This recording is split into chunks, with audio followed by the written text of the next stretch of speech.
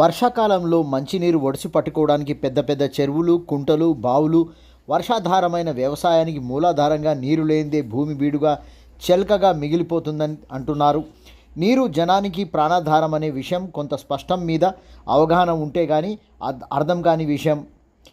పలు పరిశోధనల ద్వారా నీటి చుక్క ద్వారా అవసరమున్నంత మేర వాడుకోవాలనే సిద్ధాంతం తెలిసినా అమలులోకి తెచ్చిన దేశం ఇజ్రాయెల్ దేశం. కారణం, ఇసుక వేటలున్న ప్రాంతాల్లో సన్నని పైపుల ద్వారా వ్యవసాయం, వాణిజ్య పంటలు, దీర్ఘకాలిక వ్యాపార పంటలను పండించాలంటే కొంత సామాన్య పరిశోధనలు అవసరమే. తెలంగాణ దక్కన్ పీఠభూమి. భూమి ఎత్తుగా గుట్టలు, రాళ్ళు ఉండటంతో బావులు, చెరువులు, కుంటలలోని నీరే పంటలకు ప్రాణాధారంగా ఆధారపడి జీవిస్తున్న పరిస్థితులు వ్యవసాయదారులది. సుదీర్ఘ ఆలోచనల తర్వాతనే మంచినీటి ప్రాజెక్టులను నిర్మించి తలపెట్టింది భారత ప్రభుత్వం. రుణ సహాయం అందించే ప్రపంచ బ్యాంకు, స్థానిక సంస్థల ఇలా ధనాన్ని సేకరించి సంవత్సరం పొడవునా పారే జీవనదులు, కృష్ణానది, గోదావరి ప్రాజెక్టులు వాటి మీద నిర్మించాలని ఆలోచన వచ్చింది. అవన్నీ చెప్పుకోదగ్గ విషయమే. నిజాం సాగర్ గోదావరి నది మీద 1923, 1931 వరకు నిర్మించారు. కృష్ణానది మీద శ్రీశైలం 1960 నుంచి 1981 వరకు, నాగార్జున సాగర్ డ్యామ్ 1955 నుంచి 1967 సంవత్సరం వరకు భారీ నీటి ప్రాజెక్టులు తెలంగాణ, ఆంధ్ర రాష్ట్రాల్లో పెద్ద డ్యామ్లుగా విరాజిల్లుతూ ప్రజలందరికీ ప్రాణాధారంగా నిలిచాయి. తెలంగాణ, ఆంధ్ర రాష్ట్రాల్లో త్రాగడానికి ప్రధాన పట్టణాలకు, రాజధానులకు నీరు అందిస్తున్నాయి.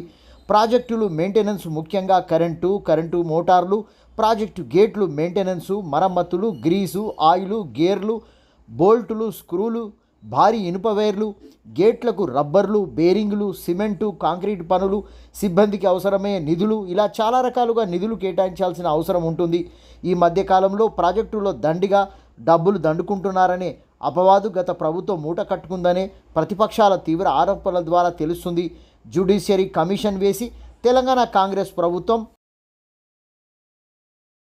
కాళేశ్వరం ప్రాజెక్టులో తీవ్ర అవినీతి జరిగిందనే ఆరోపణలు వచ్చిన దృష్ట్యా ఈ ఎంక్వైరీ కమిషన్ వేయడం జరిగిందని తెలుస్తుంది.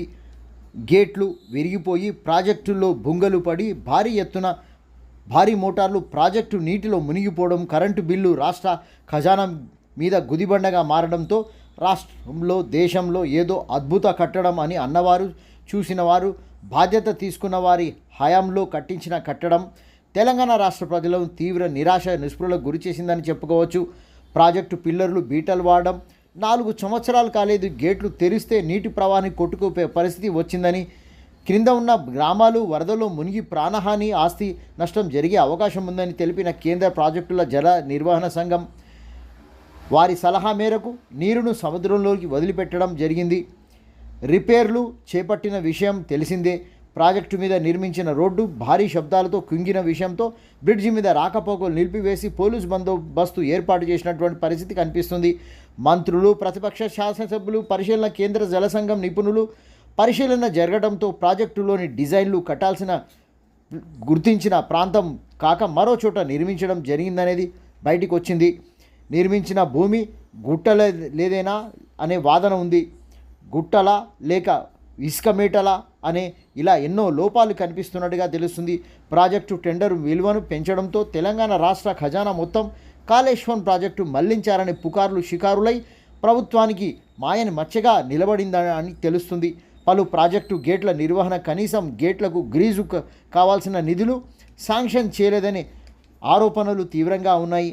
అలాంటి అంశం కడెం ప్రాజెక్టు గేట్లు తెరవడానికి పడ్డ కష్టం వార్తల్లో వచ్చిన తర్వాత ప్రాజెక్టుల నిర్వహణ నిరాధారణకు గురైన విషయం వార్తా కథనాలు, ప్రసార సాధనాల్లో తీవ్రమైన సంచలన వార్తలుగా ప్రజల మనసులను కట్టిపడేసింది. ప్రభుత్వ ప్రతిష్టను మసకబారే విధంగా చేసినటువంటి అంశం.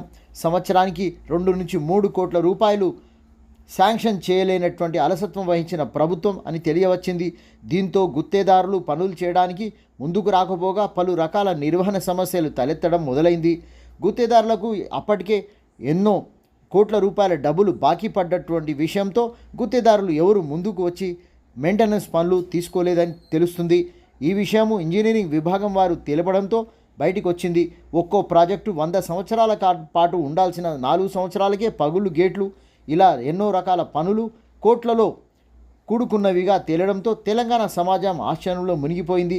గత సంవత్సరంలో నాగార్జున సాగర్, శ్రీశైలం, కడెం ప్రాజెక్టు గేట్లు జామ్ అయిన విషయం తెలిసిందే.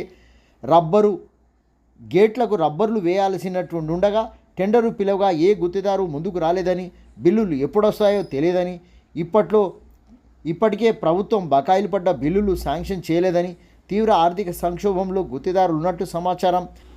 దీంతో ప్రాజెక్టులకు అవసరమే నిర్వహణ కష్టతరంగా మారిందని సంబంధిత ఇంజనీరింగ్ వర్గాలు పేర్కొనడం గమనార్హం.